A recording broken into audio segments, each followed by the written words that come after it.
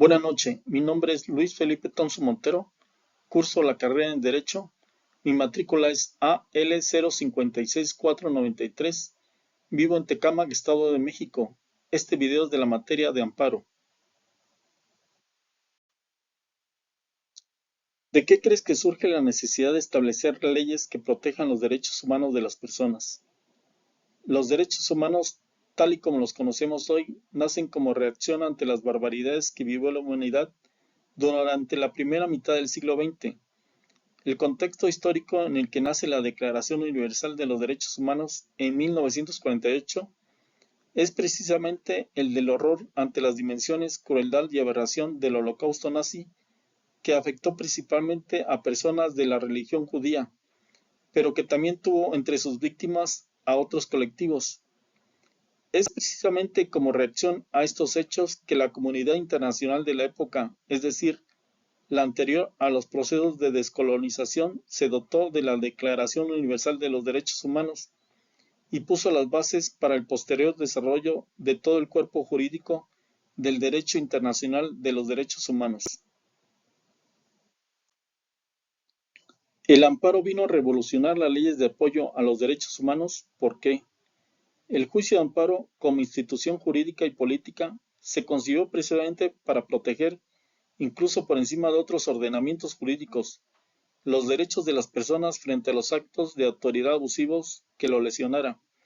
El juicio de amparo es una herramienta cuya finalidad entonces es proteger las garantías y los derechos humanos consagrados en la Constitución y en los instrumentos internacionales aprobados por México.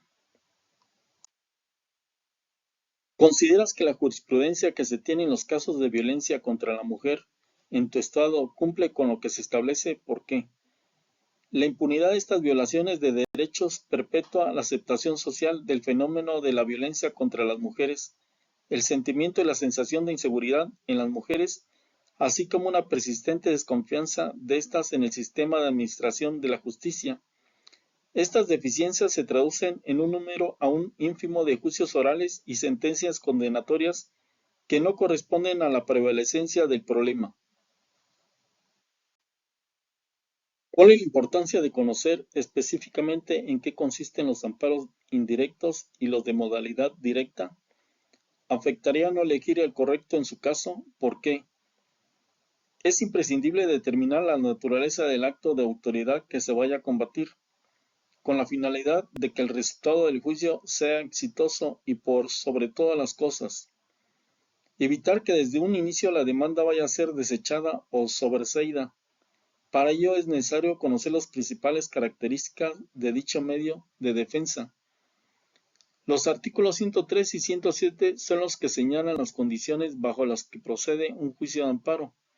A grandes rasgos, estas leyes señalan que el amparo se debe utilizar cuando haya actos u omisiones de la autoridad que violen los derechos humanos y se pueden solicitar por la vía directa e indirecta. ¿Cuál es tu opinión sobre medidas de aseguramiento y garantía?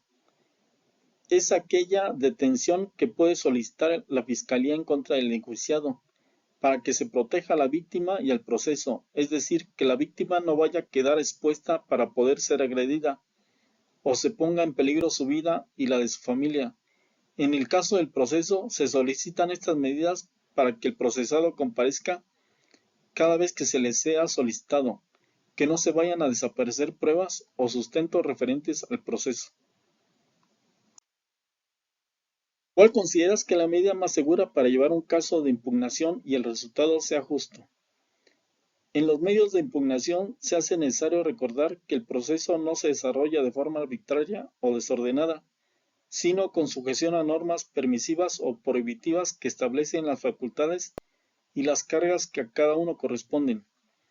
Entonces el proceso se desdobla dentro del juego de posibilidades, bajo el control recíproco de los sujetos que integran la relación procesal. De la misma manera, para cada parte sigue con atención la actividad procesal del adversario, para contenerla mediante la intervención del juez dentro del límite que corresponde. Ambas también tienen la de controlar la actuación del juez impugnando sus resoluciones cuando no se ajustaren a las normas establecidas para cada caso. Espero que este video haya sido de su agrado. Hasta luego.